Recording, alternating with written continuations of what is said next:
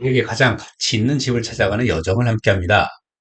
오늘은 신규 분양 단지를 꼼꼼히 살펴보면서 상품을 보는 눈을 키워보는 영상입니다. 다른 영상도 골라보셔서 내 집만을 위한 안목을 키우는데 도움이 되시면 좋겠습니다. 본 사업 주체와는 전혀 이해관계가 없습니다. 오해 없으시기 바라겠습니다. 삼성 5구역을 재개발하는 창경궁 롯데캐슬 시그니처의 입주자 모집 공고가 게시됐습니다. 비규제 지역 내 비분상제 적용으로 전매 제한 1년 외에 의무거주, 재당첨 제한 및 해당 지역 청약에 거주기간 요건도 없습니다. 서울 도심으로 출퇴근이 용이한 역세권 대단지 아파트로 실거주 수요자들의 관심을 끌만한 단지입니다. 꼼꼼히 살펴보는 기회를 한번 가져보겠습니다. 그럼 먼저 입지 여건부터 살펴보겠습니다. 4호선 한성대 입구역과 6호선 우호선의 보문역이 도보권에 있어 대중교통이 편리한 편입니다. 다만 자가교통은 간선도로 진입까지 상습 정체 구간이 많아서 고려할 필요가 좀 있습니다. 학교는 단지 바로 북측에 삼선초등학교 통학 여건이 우수하고 단지 바로 앞 한성 여중을 비롯해서 삼선중, 용문중을 근거리에서 통학이 가능합니다. 고등학교는 단지 인근 경동고를 비롯해서 한성여고, 용문고, 성신여고가 근거리에 있습니다. 생활 편의시설은 성북구청, 세무서가 도보권에 있고 황학동 이마트도 가깝게 이용할 수 있습니다. 인근에 고대병원을 비롯 서울대 병원이 가깝고 환경 측면에서는 낙산공원을 단지 인근에서 이용할 수 있고요. 인근에 창경궁과 창덕궁이 있긴 한데 도보권도 아니고 조망권도 아닌데 이름을 창경궁 롯데캐슬이라고 하는 게 맞는지는 잘 모르겠습니다. 기타 주변 재정비 계획 중에는 한성대 입구역에 인접한 동소문 2구역이 조합 설립 인가를 마쳤으나 여타 3선 3구역, 6구역 등은 지지부진한 상태로 시일이 꽤나 소요될 전망입니다. 다음은 단지 배치를 보겠습니다. 지하 4층에서 최고 18층, 총 19개 동 1223세대로 구성되는데요. 대단지임에도 다소 비정형으로 부지 모양이 구획되어 단지 내 오픈 스페이스 확보 등 효율적인 동배치로 설계되는 데는 다소 제한적입니다. 또한 세개 단지로 분리되어 대단지의 장점을 충분히 살리지 못하는 아쉬움도 있습니다. 건폐율이 25%로 좀 높은 편이고 전체적인 용적률은 229%로 일반적인 재정비 사업 수준입니다. 또 한 가지 특징은 단지에 고저차가 꽤 발생한다는 점인데요. 보시는 것처럼 이 단지가 가장 높고 북쪽과 동쪽으로 갈수록 낮아지는 지형 위에 건립이 됩니다. 따라서 30평대만으로 구성된 이 단지는 단지의 가장 높은 부위에 들어서고 고층 세대의 경우 주변 전망이 양호할 것으로 예상됩니다만 아쉽게도 일반 분양은 대부분 저층으로 구성되어 있습니다. 다음은 커뮤니티 배치를 보겠습니다. 1, 2, 3 각 단지별로 독립된 커뮤니티 시설이 배치되어 있는데요. 1단지 106, 108동 지하 1층에 골프 연습장, GX룸, 피트니스, 독서실, 북카페 등이 있고 2단지 201, 204동 지하에 피트니스, GX, PT룸이 배치되어 있습니다. 3단지 302, 303, 304동 지하에는 골프, GX, 피트니스, 북카페 등이 있습니다. 다음은 세대 평면 구조 및 단지 내 배치를 보겠습니다. 먼저 54세대를 일반 분양하는 59A 타입을 보면 수리베이 판상형 구조로 채광과 환기가 양호한 타입입니다. 다만 실외기실의 안방앞 배치로 여름에 소음이 다소 거슬리겠고 일자형 긴 주방으로 주방 동선이 다소 불편하고 식탁의 배치 공간이 협소한 것이 아쉽습니다. 단지 내에서는 101, 2, 3, 4, 8, 10, 303, 4동에 남향 106, 9, 305동 동행으로 배치되어 있습니다. 분양가는 남양은 3층을 기준으로 10억 6,700만 원, 동양은 10층을 기준으로 10억 7,830만 원입니다. 같은 층을 기준으로 2% 정도 차등을 두었는데 선호 격차에 비하면 좀 적은 게 아닌가 싶고, 남양은 3층 이하 저층만 있다는 것이 좀 아쉽겠네요. 계속해서 97세대를 일반 분양하는 59B 타입을 보면 A 타입과 같이 3베이 판상형 구조로 채광과 환기가 양호한 타입입니다. 마찬가지로 실외기실 안방앞 배치는 여름에 소음이 다소 거슬리겠습니다. A 타입보다도 식탁 공간도 좀 더 여유롭고 디귿자형 주방으로 동선도 효율적입니다. 단지 내에서는 105, 6, 7, 9동의 남향, 102, 3, 4, 5, 7, 8, 9동의 동향으로 배치되어 있고, 분양가는 남향 7층을 기준으로 10억 9,740만 원, 동향 10층을 기준으로 10억 8,660만 원입니다. A타입의 같은 3층보다 800만 원 정도 높고 향격차는 2%입니다. 다음은 89세대를 일반 분양하는 59C 타입을 봅시다. 투베이 타워형 구조로 환기와 공간 활용도에서 조금 덜 선호되는 타입입니다. 마찬가지로 실외기실 안방앞 배치는 좀 아쉽습니다. 최근에 59 타입도 안방 드레스룸과 파우더룸이 설치되는 추세인데 A, B, C 타입 모두 없으며 모두 최신 타입과는 거리가 좀 있어서 아쉽습니다. 단지 내에서는 1단지 전체 동에 남동향으로 배치되어 있고, 분양가는 10층을 기준으로 10억 4,720만 원입니다.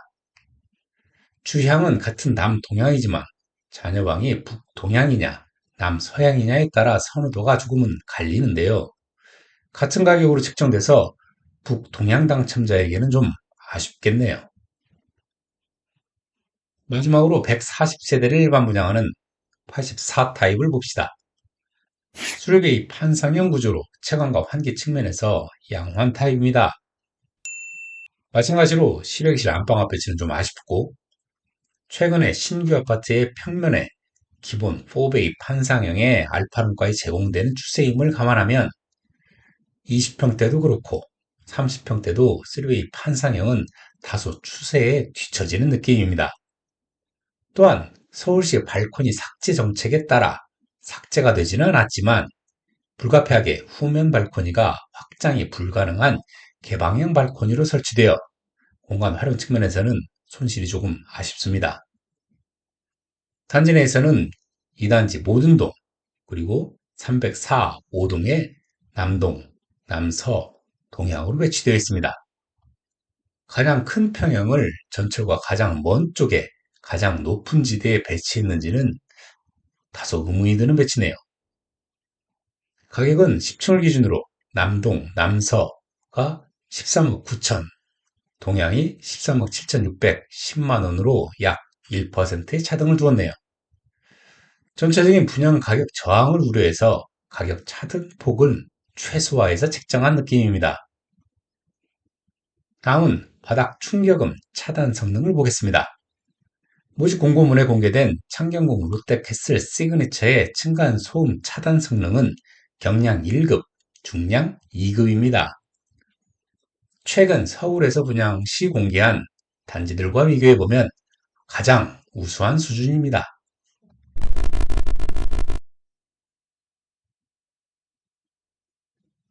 다음 분양 가격을 검토해 봅시다. 성북구가 여타 지역과 다른 특징을 가지는 점 중에 하나는 대중교통을 통해 도심으로 출퇴근하는 직장인에게 매우 좋은 배후 주거지로서 꽤 적합한데요. 자가교통은 길이 좁고 구불구불한 편이어서 정체가 많고 시내외 외곽으로 진출하기가 쉽지 않습니다. 지역이 전체적으로 비탈길이 많고 단지 내에서도 레벨 차이가 큰 단지가 많습니다. 따라서 여타 지역과 비교해서 간선도로의 접근성과 대중교통의 접근성, 특히 지하철역 접근로의 경사도에 따라 시세가 민감하게 반응하는 지역적인 특성을 가지고 있다고 하겠습니다. 단지 바로 인근의 시세를 확인해 보면 단지 바로 동측에 삼선 대우프루지오, 바로 아래 삼선 힐스테이트가 있는데요. 가격 차이가 꽤 있어서 분양가가 비싸 보입니다만 입주 15년 이상 된 단지에 규모도 차이가 있어서 직접적인 비교가 쉽지는 않습니다.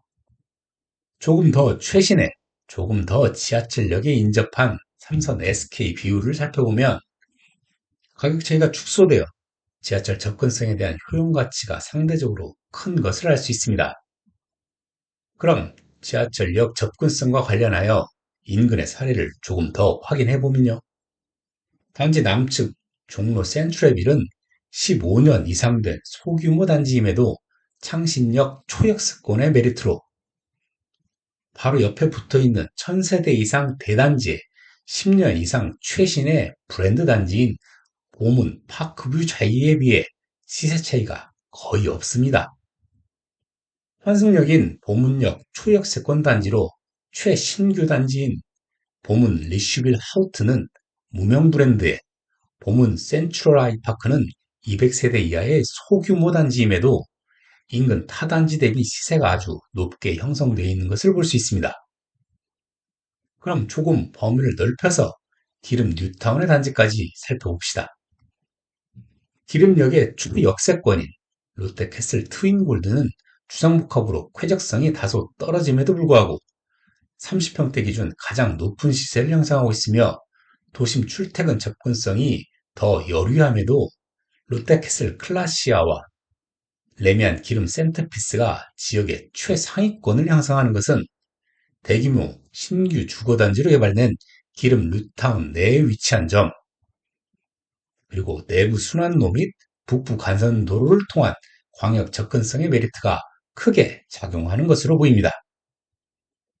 이렇게 지역의 전체적인 시세를 놓고 비교해보면 적정한 것 같기도 하고 조금 비싼 것 같기도 합니다. 그럼 이러한 지하철 접근성에 대한 민감도가 큰 지역적 특성을 감안하고 경기국 롯데캐슬 시그니처의 지하철 접근성을 살펴봅시다. 먼저 한성대 입구역에서는 1단지 초입까지 약 550m를 5조차 4% 정도를 올라오는 거리인데요. 그 후 2단지까지는 추가로 177m에 26m의 고조차를 올라와야 합니다. 남측 창신역에서의 접근성도 만만치 않은데 총 870m를 약 25m의 고주차를 극복하면서 걸어 올라와야 하는 여건입니다. 동쪽 보문역 방향도 830m의 고저차에는 44m까지 극복해야 하는 도보거리입니다. 가장 접근성이 어려운 높은 지대인 2단지에 30평대를 왜 배치했는지 잘 모르겠군요. 이런 지하철 접근성만 놓고 보면 대단지의 신규 브랜드 단지라는 장점에도 불구하고 분양 가격을 조금 비싸게 느끼는 지역 수요가 꽤 있을 것으로 예상이 됩니다. 특히 가장 높은 지대에 지하철 접근성이 힘든 위치의 30평대는 가격 저항이 좀 더 있지 않을까 생각이 됩니다. 서울 도심의 출퇴근 권역의 배후 주거지에 역세권 브랜드 신규 대단지 장점도 아주 많은 단지입니다. 단 어느 단지든 다 그러하긴 하지만요. 본 단지는 특히 임장을 꼭 하고 결정하시기를 추천드립니다. 개별 수요자에 따라 체감 정도가 각기 다르기 때문에 일반적인 기준만으로 판단하기에는 어려운 경우가 많이 있습니다.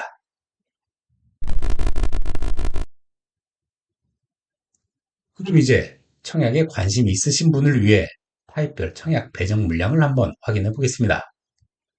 일반 분양 509세대 중에 특별 공급 249세대, 일반 공급 260세대로 공급되며 가점 추천 물량이 4대 6으로 배정되고 유주택 물량도 모두 배정이 되어 있기 때문에 가점이 낮은 수요나 유주택자도 당첨을 기대해 볼 수 있을 전망입니다. 다음은 가점이 낮은 젊은 수요층이 관심 있을 만한 신혼부부 및 생애 최초 특공 물량을 살펴보겠습니다. 특히 59 타입은 단지 접근성도 좋은 곳에 배치되어 있어 관심이 있을 만한데요. 소득 단계별로 물량이 구분돼서 배정됨을 감안해야 하고, 보시는 것처럼 59A 타입은 4단계까지만 물량이 있기 때문에 5단계이신 분은 주의해서 청약하셔야겠습니다. 또 하나 주목해야 할 부분은 생애 최초 특공 물량이 59C와 84 타입만 있다는 점입니다. 따라서 기회가 많지 않고 수요는 많은 생애 최초 물량에는 청약자가 몰릴 가능성이 있습니다. 특히 1인 단독 가구는 60제곱미터 이하만 청약이 가능하기 때문에 59C에 대거 몰릴 가능성이 아주 높습니다. 따라서 당첨 확률이 아주 높은 2자녀 이상의 신혼부부가 아닌 경우에는 예비 당첨까지 고려할 때 59A나 E타입에 청약하는 것이 당첨 확률을 조금 높이는 방법으로 보입니다. 왜냐하면 정당 당첨자에서 탈락하더라도 5배수를 뽑는 예비 당첨자는 특공 유형을 구분하지 않고 타입별로 기본 자격을 갖춘 신청자끼리 추첨으로 선정하기 때문에 생초특공에 몰리는 타입에서는 예비 당첨 확률이 떨어지기 마련입니다. 오늘 준비한 영상은 여기까지고요. 구독자분들 위해 항상 고민하고 더 나은 영상으로 또 찾아뵙겠습니다. 감사합니다.